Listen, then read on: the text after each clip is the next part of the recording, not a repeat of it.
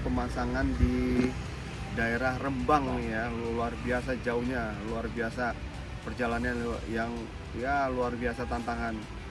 Tadi kita sudah memasang banyak di Gresik, dari Gresik kita ke Rembang. Nah ini Rembang kita masang punya beliau nih, punya Pak Lurah ya. Pak Lurah mesen alat ini udah lama, cuman beliaunya sibuk, saya sibuk, jadi baru terpasang sekarang. Rencananya kita mau pasang di kapal tangkap ikan ya, nelayan Cina. Kapal-kapal tangkap ikan Cina kan besar-besar, itu udah ada yang beli alatnya sama saya. Nah akhirnya saya juga mau berikan buat nelayan-nelayan di Rembang ya, terutama percontohan buat Pak Lurah di nelayan Rembang. Nah ini ada kemudian ada komunitas nelayan dengan beliau, nanti kita bincang-bincang. Demikian, nanti kita sambung lagi di bincang-bincang untuk masalah kapal tangkap ikan. Terima kasih. Oke, terima kasih teman-teman buat subscriber yang sudah bergabung di channel Pas Engineering. Channel ini khusus membahas tentang rekayasa teknologi ya, rekayasa teknologi yang kita lagi fokuskan adalah hidrogen ya, kendaraan berbahan bakar air. Kita sudah pasang di semua alat ya, terutama kendaraan-kendaraan yang berbahan bakar bensin maupun solar. Seperti dari mulai kendaraan yang bergerak di darat ya, maupun yang bergerak di air ya. Yang bergerak di darat yang paling ekstrim, saya pernah menghidupkan kereta api berbahan bakar air ya di Sulawesi. Kemudian saya juga mengerjakan di kapal laut ya, kapal penumpang.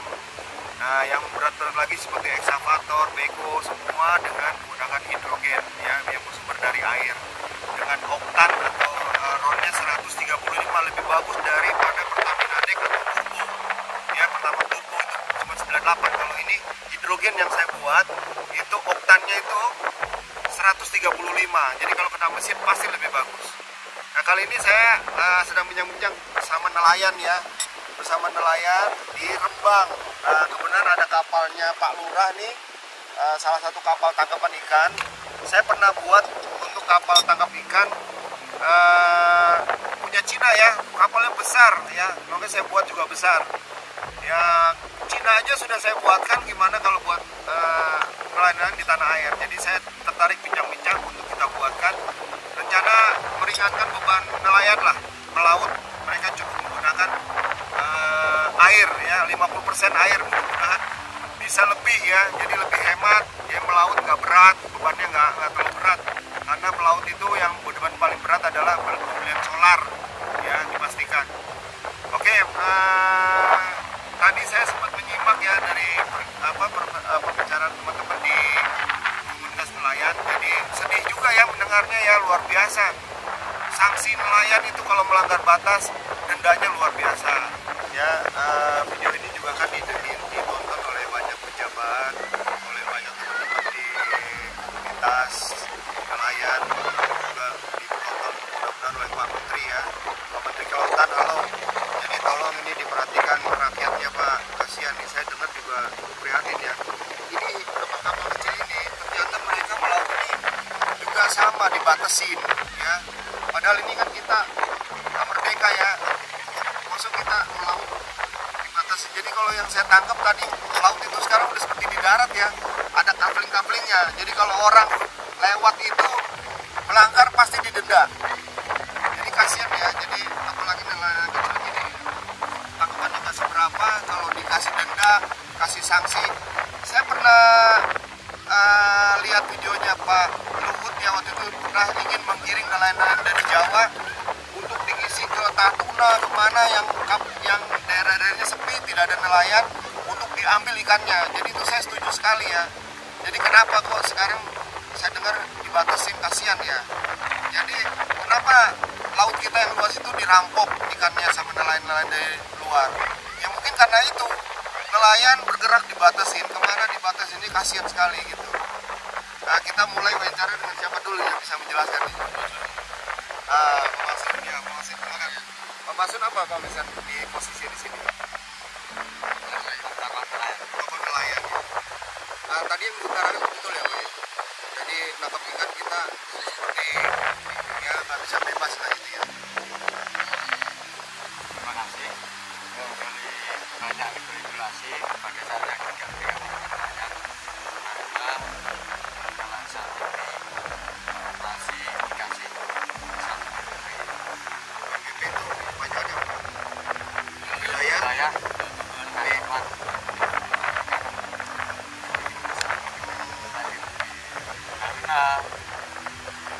nelayan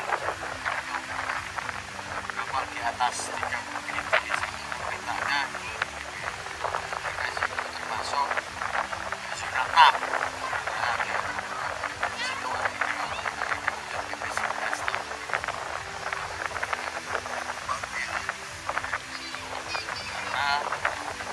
Nelayan mintanya lebih dari 1 WP untuk mengurai terjadinya overfishing di WPP 71. Dan ini aspirasi dari nelayan mintanya untuk WPP 71. Tentunya dalam hal ini terkait pelaksanaan teknis dari pihak Kementerian Kelautan Perikanan harus mengeluarkan dengan yang namanya dokumen kelautan terkait dengan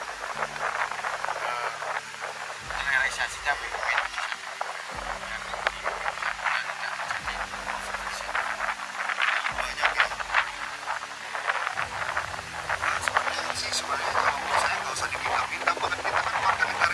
Kita nangkep ikan di mana aja bebas gitu. Kenapa mesti harus dibatasin gitu? Sehingga laut kita cenderung banyak yang kosong, ya, sehingga dicuri ikannya. Kalau gagasan seperti itu kira-kira setuju nggak, Pak? Jadi nangkep ikan bebas ya kan? Ya karena ini laut kita, musuh kita nangkep, kamu nggak boleh di sini. Ini punya aturan. Nah, kamu sana. Kalau sana, karena kamu nggak kena sanksi, sini kamu kena sanksi. Terus sanksinya juga parah ya Pak ya sekarang. Terkait dengan melanggar BPP itu sanksinya dendanya 100%. Waduh, dendanya 1000%.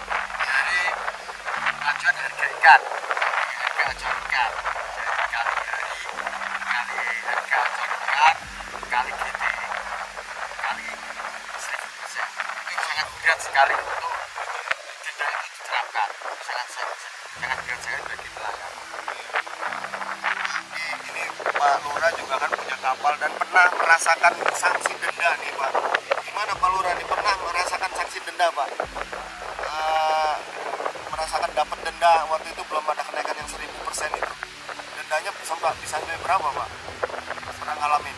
200%. Wah, 200% bayangin ya teman-teman ya, sahabat bapak-bapak yang di stasiun terkait, tolonglah dibantu nelayan kecil nih, nggak seberapa Pak, kasihan sekali. Masa nangkep ikan aja mesti dibatasin gitu loh. Ya ikan itu kan nggak seperti kita naik angkot ya. Kalau di darat kamu ada trayek kamu Jakarta Bandung, kamu lewat Bandung langsung ke Cikarang, atau kamu dari Bandung ke Indramayu pasti melanggar. Ya kalau di sini masa ikan kamu jangan pergi dari Bandung ya, kamu di Bandung terus nggak boleh gitu. Jadi perlu bapak-bapak sadarilah, nggak boleh kayak gitu Pak. Tolong kita sama-sama. Ini nelayannya luar biasa nih, semangat nangkap ikan ya. Tadi saya bilang nih Pak, kenapa kok pada nggak melaut? Ya ini ikan tuh ada musimnya, ada kebiasaannya, ada segala macam. Nah itu kan saya rencana ini ke depan kan saya punya kapal nelayan anti terbalik ya, kapal nelayan anti tenggelam, kapal nelayan yang melaut itu tidak perlu beli solar, jadi gitu. Jadi kita punya free energy. Jadi ke depan saya akan buatkan kapal nelayan kalau melaut tuh tidak perlu lagi beli solar. Jadi udah melaut aja. Jadi tinggal pulang itu bawa uang, bukan bawa cerita gitu. Jadi mereka kan sekarang melautnya khawatir, takutnya tenggelam, ekstrim badai, bahan bakar api segala macam gitu ya. Jadi ini teman-teman kita mintain pendapatnya satu-satu biar videonya singkat. Keinginannya apa, seperti apa.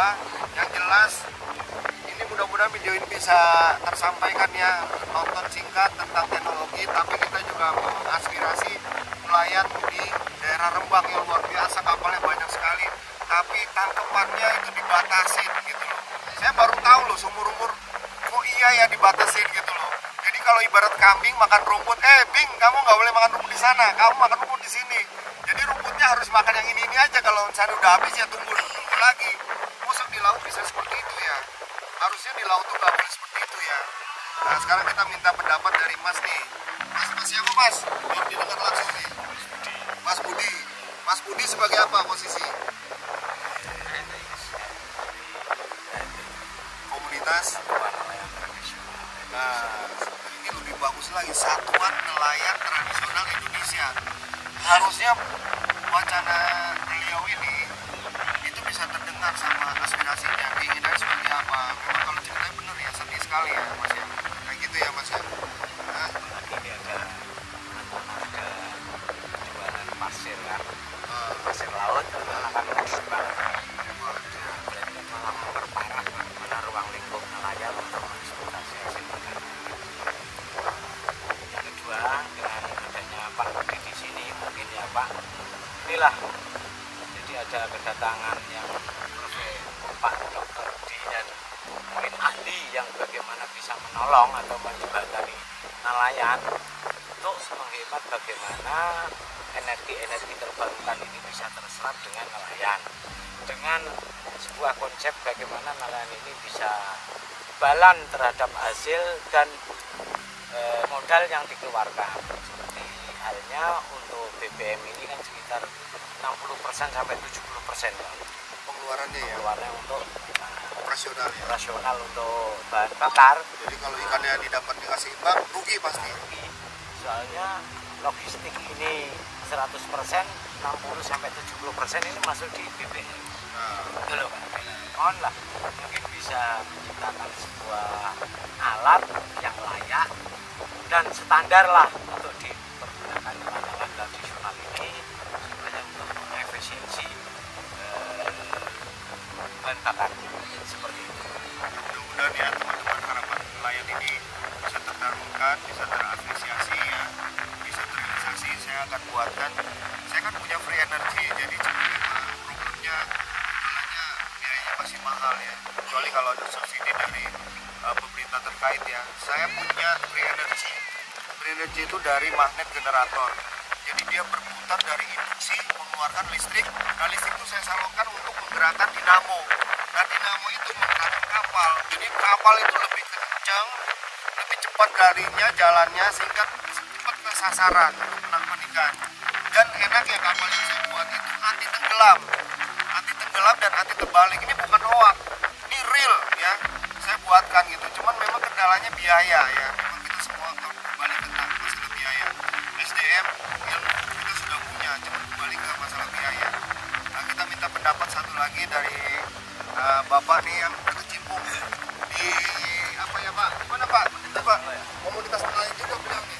Terima kasih. Saya nama Gunadi, termasuk komunitas nelayan di Rembang. Jadi ada dua hal terpenting yang memang sangat dibutuhkan oleh nelayan.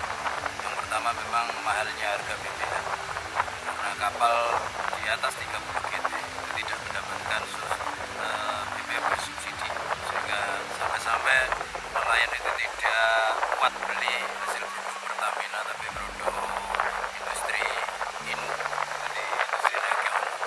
Itu pun juga sangat berat bagi nelayan. Jadi dengan datangnya Pak Budi mudah-mudahan bisa membantu nelayan kaitannya dengan tadi BBM solar atau biosolar bisa diganti dengan air yang akan lebih ekonomis menguntungkan bagi nelayan. Yang kedua tadi disampaikan oleh rekan kami ini terkait dengan BPP.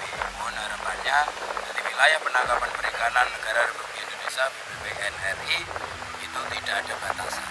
Jadi laut ini milik kita semua, sehingga tinggal nelayannya kepingin jauh, berarti beliau harus membuat kapal yang lebih besar agar demi kenyamanan dalam melaut. Jadi tidak dibatasi kaitannya BPP-nya. Jadi harapan kami dengan kedatangan Pak Rudi bisa membantu bagi nelayan. Yang pertama kaitannya dengan BBM tadi, yang kedua kaitannya BPP agar untuk kapal di atas 30 GT khususnya di jaring tarik berkantong bisa dikasih WBP 713, tidak hanya 712. Terima kasih. Ya teman-teman ya, sekali lagi saya berharap ya dukungan teman-teman juga menyampaikan ini, memviralkan dan menginfokan. Jadi benar kata beliau, kita di zaman merdeka, ini laut seluas ini punya kita. Kalau kita dikapling-kapling, weh kamu nangkap nggak boleh ke sini ya, nggak boleh ke sini. Ya apalagi ada alat ya yang kalau saya di teknologi bilangnya beacon ya, kalau di kemudian nelayan apa namanya itu alat kedua.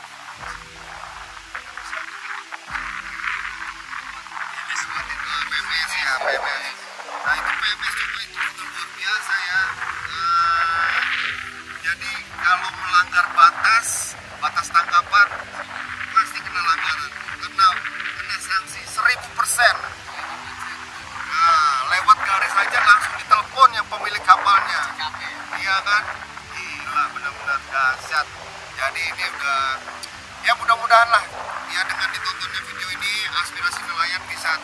merasakan, bisa terdengar ya. Jadi jangan lagi kita nangkep ikan mosok laut seluas ini dicuriin karena nelayannya benar susah, dibatasin wilayahnya, tangkapan ikan dibatasin. Jadi sebenarnya ini laut luas sih, kita ambil aja, orang Indonesia, kecuali kita orang asing ya. Jadi sekali lagi saya insya Allah mudah-mudahan teknologinya saya sudah ada, cuman kita tinggal terbentur di modal. Saya punya kapal ini bisa terimplementasi lah, bisa terrealisasi buat teman-teman nelayan. Selama ini kan mereka bahan baku utama adalah solar ya. Jadi nanti teman-teman bisa lihat di video saya yang di atas ini. Jadi saya sudah pasang buat kapal tangkap ikan dan kapal penyeberangan dengan berbahan bakar air ya. Dari air itu dirubah menjadi hidrogen. Jadi minimal membantu nelayan lah buat efisiensi ya, pemakaian bahan bakar bisa lebih tertekan lah ya. Minimal hemat 30%. Tapi rata-rata mereka mendapatkan kalau yang di darat lebih dari 50%. Ya kalau udah membantu itu kan pastinya nelayan sangat membantu karena apa? Solarnya tidak perlu banyak lagi. Ya mungkin ada lagi deh Pak Lurah menyampaikan. Pak Lurah mau bicara coba apa yang terima kasih Pak Rudi. Ini saya hanya menyampaikan pesan pada rakyat kami atau nelayan kami. Jelas untuk regulasi sekarang peraturan menteri ini juga tidak berpihak pada rakyat kecil, karena semua sudah tadi, termasuk tadi WWP ya mau kemana-mana sudah tidak bisa dikapling-kapling. Padahal yang namanya ikan itu kita nangkap itu kan melihat musim. Nah, kalau musim mungkin timur ya mungkin lah itu pas saat itu pas memang musim ya mungkin. Kalau musim barat kalau tidak ada ikannya itu harus menangkap di situ lah. Apakah itu akan meningkatkan perekonomian? Tidak mungkin lah. Nah itu salah satu kesah mulai dari para rakyat dan nelayan kami. Itu yang kedua, ini masalah keluar terkait dengan pajak juga ini. Pajak juga ini sangat luar biasa ini.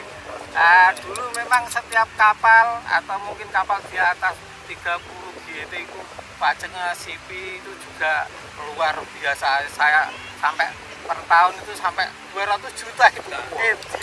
Itu kalau misalnya apalagi ini diambil dari pasca produksi itu kalau hitung-hitung itu sampai 5% itu dari bruto itu yang sangat luar biasa.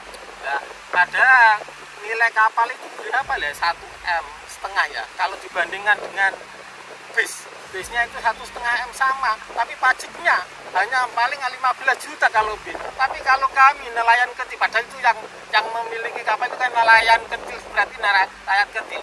Nah itu pajaknya malah lebih mahal bisa lah. Apakah itu akan meningkatkan, membantu perekonomian? Bis berapa Pak? Bis paling 15 juta. Nah sekarang kalau saya CP kemarin itu saya sebagai pelaku juga punya kapal itu 200 juta itu. Belum pajak BHP itu pasca produksinya berapa itu? Ya, apakah itu akan meningkatkan ekonomi? Padahal apa gitu nelayan bisa diambil pajak dari laut. Ya kan kalau di darat mungkin pajak regulasi dipakai ya. Yang jelas itu kita nelayan untuk saat ini hanya untuk membayar pajak saja untuk pemerintah, bukan untuk rakyat. Saya sebagai pelaku memang saya tidak menikmati, hanya untuk pajak semua. Oke ya teman-teman, saya rasa cukup ya. Nanti kita lebih jelasnya kita sama-sama komen di video saya biar lebih lengkap apa yang ingin disampaikan, tinggal kita sampaikan di komentar biar teman-teman tahu, teman nelayan sama-sama komentar semua di komunitas. Jadi intinya kedatangan saya ingin membantu nelayan melaut dengan berbahan bakar solarnya digantikan dengan air. Air itu berubah menjadi hidrogen. Demikian, terima kasih.